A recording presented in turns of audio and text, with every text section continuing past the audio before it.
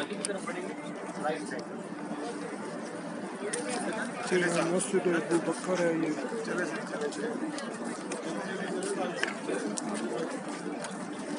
یہ سٹیپ پہ دیکھ کے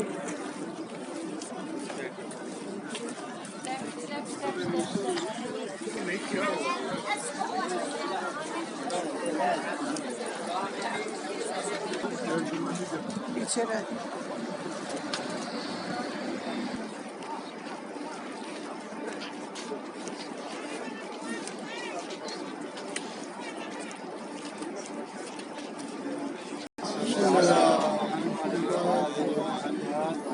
بسم اللہ الرحمن الرحیم.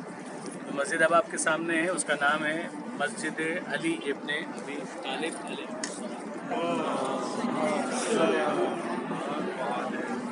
یہ مولا کے نام پر مسجد ہے، اور یہ مسجد اس کے بارے میں بہت ساری باتیں علماء بیان کرتے ہیں. ان میں سے ایک یہ ہے کہ اسی جگہ پر ایک یہودی کا باغ ہوا کرتا تھا. آپ نے یہ سنا ہوگا کہ مولا کائنات نے مزدوری کی یہودی کے باغ میں.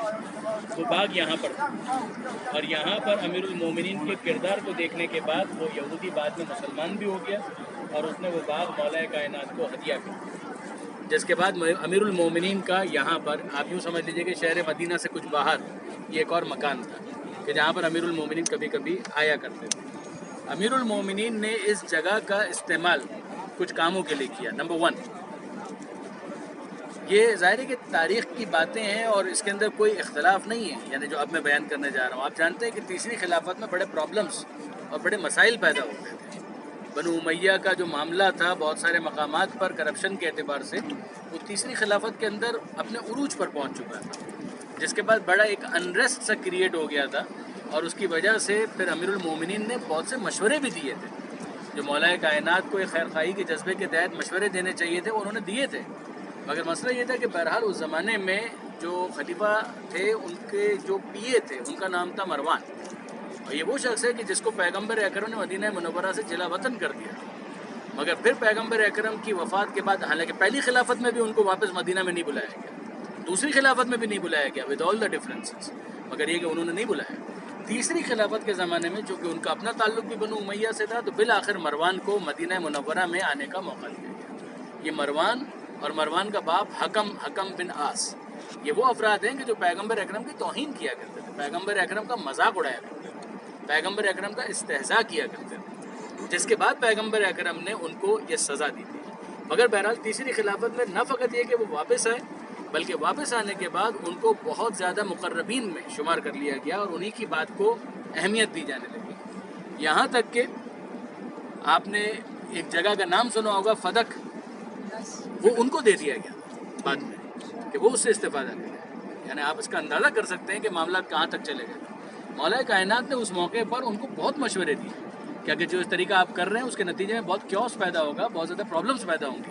مگر بہرحال معاملات ہاتھ سے نکل گئے. یہاں تک کہ انہوں نے مولا سے یہ کہا کہ آپ اگر مدینے سے باہر چلے جائیں گے تو میں ان معاملات کو زیادہ بہتر طور پر سنبھال لوں گا. تو مولا کائنات نے کہا کہ تم اگر یہ سمجھتے ہو تو ٹھیک ہے. پھر امیر المومنین کچھ عرصے کے لیے اس جگہ پر گیا، کچھ عرصہ امام نے یہیں پر گزارا تھا. کچھ حصہ امیر المومنین نے ایک اور مقام ہے جو مدینہ منورہ سے ایک قریب کی ایک اور وادی ہے، ایک بستی ہے، شہر ہے، وہاں پر بھی چلے گئے. وہاں پر آج بھی امیر المومنین سے منسوب کچھ یادگاریں بھی موجود ہیں.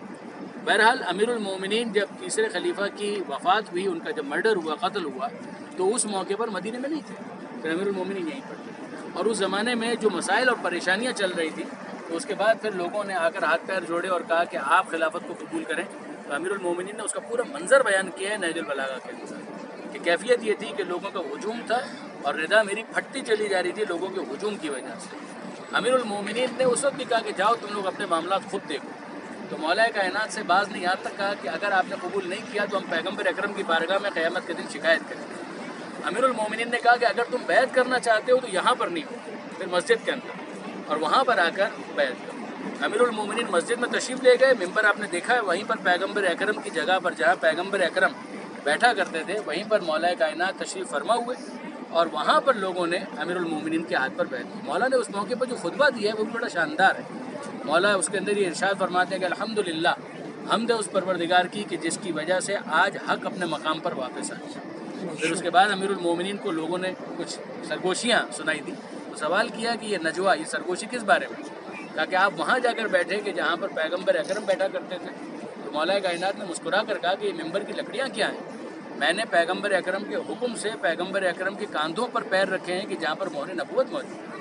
فتح مکہ کے موقع پر جب کچھ شکنی کی تھی مولا کائنات نے، اس کا حوالہ دیا اور اس کو ریفر کیا. تو بہرحال اس اعتبار سے یہ جگہ پھر بعد میں بہت امپورٹنٹ جگہ بن گئی.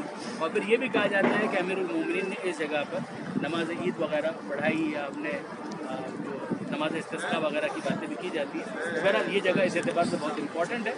یہ آج کل بہت زیادہ کنسٹرکشن وغیرہ کے حوالے سے مورد التفات، یعنی یہاں پر یہ کام وغیرہ ہو رہا ہے اور باقاعدہ ایک اہتمام کے ساتھ اس کو تعمیر کیا جا رہا ہے. بہرحال ایک اچھا جیسا ہے. پر محمد وآل محمد صلی اللہ علیہ وسلم. صلی اللہ محمد و